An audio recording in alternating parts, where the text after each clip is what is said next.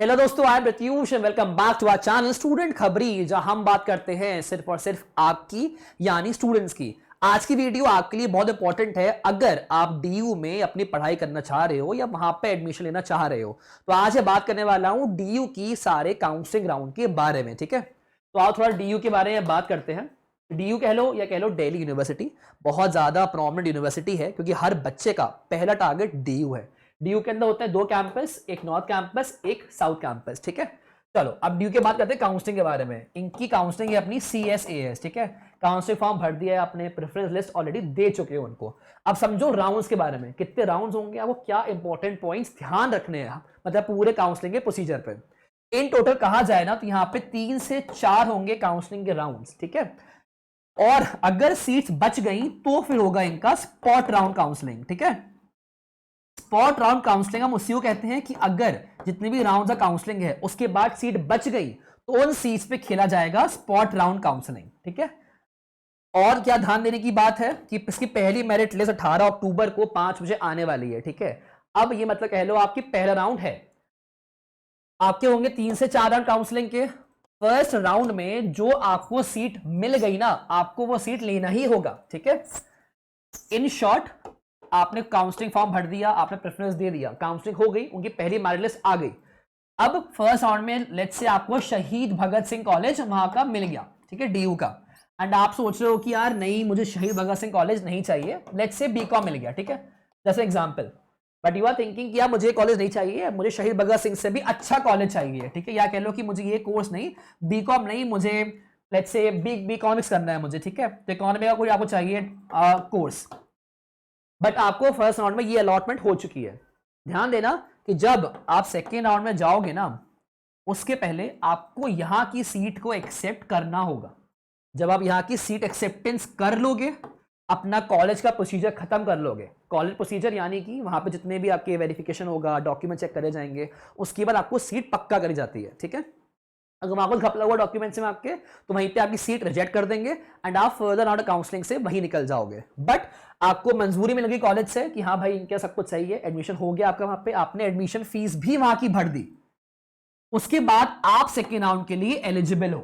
ठीक है, ध्यान देना कि आप अपग्रेड कर सकते हो। लेट्स से फर्स्ट राउंड के बाद सेकेंड राउंड में जाने के लिए आपको कॉलेज मिल गया, आपने एडमिशन फीस भर दी, then click on the upgrade button on the CSAS portal. ठीक है, अपग्रेड कर दोगे तो अपग्रेड का मतलब क्या होगा कि आपको जो कॉलेज यहां मिला है शहीद भगत सिंह, अगर इसके बाद जब फर्स्ट राउंड हो गया एंड कुछ सीट्स बच गई आपकी प्रेफरेंस लिस्ट के हिसाब से, कि लेट्स से शहीद भगत सिंह से पहले यहाँ पे डाला था वहां पे मिरांडा हाउस। ठीक है, आपको वहां को कोर्स चाहिए है, एंड अगर मिरांडा हाउस में बीकॉम की कोई सीट अच्छी बच गई, ठीक है, फर्स्ट राउंड के बाद, देन आपका जो मार्क्स है CUET का, उसके बेसिस पर आपको वो अलॉटमेंट हो सकता है। ठीक है, चांसेस आपके पास होंगे, तो इसको हम कहते हैं अपग्रेडेशन। मतलब ठीक है कि आपको एक कॉलेज से दूसरे कॉलेज अपग्रेड हो जाएगा या एक कोर्स से दूसरे कोर्स में अपग्रेडेशन मिल जाएगा। अगर आपने सीट एक्सेप्ट नहीं करी, आप इसी राउंड से बाहर निकाल दी जाओगे, आप सेकेंड राउंड काउंसलिंग में नहीं जा पाओगे। एंड ये अपग्रेड का ऑप्शन आपको हर राउंड में मिलेगा। ठीक है, जितने भी राउंड्स यहां पर होंगे आपको हर राउंड में मिलेगा अपना अपग्रेड का option. You can upgrade it, कि अगर आपको अच्छा कॉलेज मिल रहा है, कोई अच्छी सीट मिल रही है, उसको एक्सेप्ट कर लो। ठीक है, तो एक्सेप्ट आपको करना ही है चीजें, फर्स्ट राउंड से ही आपकी एक्सेप्टेंस होगी। इन शॉर्ट आपकी सीट पक्का होगी, आपका एडमिशन उस कॉलेज में हो गया। तो आपका बैकअप है कि अपग्रेड नहीं हो पाया, कोई और अच्छा कॉलेज नहीं मिल पाया आपको, तो आपके पास हाथ में एक कॉलेज तो है, एक कोर्स तो है कि वहां पे आप पढ़ाई कर सकते हो, एडमिशन आपका वहां पे हो गया है। बट लकीली आपको आगे अच्छा कॉलेज मिल गया तो आपका प्रॉफिट है। अब अपग्रेडेशन में क्या फॉर्मेट फॉलो होगा वो समझते हैं। अगर आप जनरल हो, ठीक है, नेक्स्ट में लेता हूं EWS कैटेगरी। ठीक है, जनरल वालों की। उसके बाद लेता हूं OBC का नॉन क्रीमी लेयर, फिर लेता हूं SC, फिर लेता हूं ST। ठीक है, यही चलता है अपना अपग्रेडेशन का फॉर्मेट।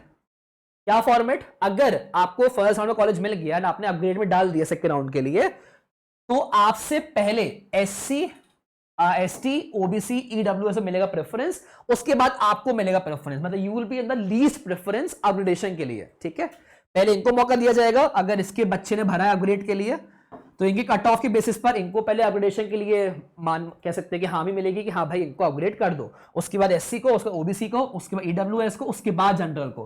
इन शॉर्ट जनरल वालों को अपग्रेड मिलना is a very typical thing कि मिल जाए तो बहुत बड़ी बात है, ठीक है। SC ST को अपग्रेड मिलना थोड़ा सा इजी हो जाता है। तो ये है पूरा खेल अपग्रेड का कि अपग्रेड क्या होता है। हमने बात कर लिया राउंड्स ऑफ काउंसलिंग के बारे में and this was about the upgrade thing. चलो ये आपको समझा दिया मैंने आज इनके बारे में। स्पॉट राउंड आपको ने बता दिया कि स्पॉट राउंड काउंसलिंग क्या होगी। एक और चीज समझते हैं कि किस रैंक पे आपको, मतलब लेट्स से आपको रैंक कैसे निकालना है कि हाँ मुझे इस रैंक पे कॉलेज मिल जाएगा या नहीं मिल जाएगा, एंड वो रैंक का क्या गेम होता है, ठीक है। मैं बात कर रहा हूं चलो DU के अंदर, ठीक है। DU में अपनी है टोटल 70,000 सीट्स, ठीक है। इसके अंदर एक लेते हैं जस्ट नॉर्मली क्या 5,000 सीट्स है इनके पास बीकॉम के लिए। अब आपकी रैंक मान लो है 11,000 रैंक है आपकी, तो आपको क्या लगता है आपको बीकॉम करना है तो आपको एडमिशन मिलेगा या नहीं मिलेगा? अगर आपको लग रहा हो कि यार 5,000 तो सीट ही है, आपकी रैंक 11,000 है, तो चांसेस है ही नहीं आपको सीट मिलने के, नहीं, आपके चांसेस हैं सीट मिलने के, डेट इज 50-50, ठीक है। क्यों? कुछ बच्चे ऐसे होते हैं ना जहां प्रेफरेंस भर रहे हो ना तो आपको अलग कोर्स मिल जाता है। लेट्स से यार कि एक एक्स बच्चा है, उसको करना है अपना बीकॉम, बट बीकॉम के साथ साथ ना उसने अपना बीएड का ही भर दिया है, लेट्स से इकोनॉमिक्स का भी उसने भर दिया है, अकाउंट्स का भी कोई कोर्स उसने भर दिया है, ठीक है। एंड उसको यहाँ पे मिल गया एडमिशन, लेट्स से कोई भी इकोनॉमिक्स की ब्रांच में उसको एडमिशन मिल गया। अब जो इकोनॉमिक्स की ब्रांच है बट उसको तो बीकॉम करना है, तो ऑब्वियसली वो क्या करेगा, अपग्रेड करेगा कि भाई मुझे यहाँ नहीं चाहिए एडमिशन, मुझे और अपग्रेड करना है, मुझे वहां एडमिशन मिल जाए। चांसेस कम होते हैं बट हाँ 50-50 चांसेस होते हैं, 50-50%। तो उस बच्चे को जब इकोनॉमिक्स से कुछ और करना है तो ऑब्वियसली सीट आपकी खाली हो जाएगी, जो इकोनॉमिक्स से बीकॉम करने जाएगा क्योंकि उसकी मर्जी ये करने की है, तो जो यहाँ की उसकी एक सीट है वो खाली हो गई। NSC बहुत सारे बच्चे होंगे, बहुत सारे कुछ बच्चे होंगे, तो उन बच्चों का क्या होगा कि भाई ये सीट है, मैंने नहीं करना ये कोर्स, तो मैं कहीं और से जाके या कोई और वे में कोर्स कर सकता हूँ। एक और चीज हम बात कर रहे हैं CUT के ऊपर। अब CUT के अलावा इंडिया के अंदर 50 से ज्यादा एग्जाम्स होते हैं, लाइक से जोसा भी होता है इनके यहाँ, कॉमेट भी होता है, वेस्ट बंगाल का JEE एग्जाम भी होता है, डायरेक्ट एडमिशंस भी हो रहे हैं, एंट्री लेवल के जो एग्जाम्स है वो एडमिशन भी हो रहे हैं। तो मल्टीपल वेज से वो एक कॉलेज के अंदर, एक यूनिवर्सिटी के अंदर एडमिशन ले सकता है, ठीक है। या तो एक यूनिवर्सिटी नहीं तो कहीं और एडमिशन ले सकता है वो। और हर बच्चा ना हमेशा बैकअप प्लान लेके रखता है, plan A, plan B, plan C। अगर यहाँ नहीं तो यहाँ जाऊंगा मैं, यहाँ नहीं तो मैं यहाँ जाऊंगा। अब क्या होता है, जैसे प्लान A में उसे DU डाला था, प्लान B में डाल दिया उसने चंडीगढ़ यूनिवर्सिटी, प्लान C में डाल दिया उसने अपना BHU यूनिवर्सिटी, जस्ट रैंडमली ले रहा हूं मैं। उसको DU चाहिए, उसे BHU में ब्लॉक कर दी अपनी सीट, उसको मिल गई वो सीट, बट उसे DU के अप्लाई किया हुआ है, तो देखेगा DU में उसे सीट मिल गई आगे, तो वो अपनी BHU की सीट को खाली छोड़ देगा, राइट। अब ये BHU की सीट भी खाली हो गई तो इन सीट्स के ऊपर ही होती है राउंड्स ऑफ काउंसलिंग, ठीक है। एंड साथ में अपग्रेड में भी आपको चांसेस ज्यादा हो जाते हैं कि सीट खाली बच गई है, अब इन सीट पे जो बच्चे ऑलरेडी इंटरेस्टेड है उस यूनिवर्सिटी के लिए, तो उनको बच्चों को मिलेगा अपग्रेड। अब सीट खाली है, जाओ आप वहां जाके बैठ जाओ, ठीक है। तो ये होता है फॉर्मेट। तो अगर 11,000 रैंक भी है ना आपकी, तो चांसेस है आपको बीकॉम हाँ मिल सकता है, बट हाँ चांसेस बहुत कम है। 11,000 रैंक में बहुत ज्यादा बोल दिया है। अगर आपके आगे पीछे कुछ 500-600 रैंक तक है तो चांसेस बढ़ जाते हैं कि हाँ आपको वो कोर्स मिल सकता है, अदरवाइज थोड़ा मुश्किल हो जाता है कोर्स मिलना।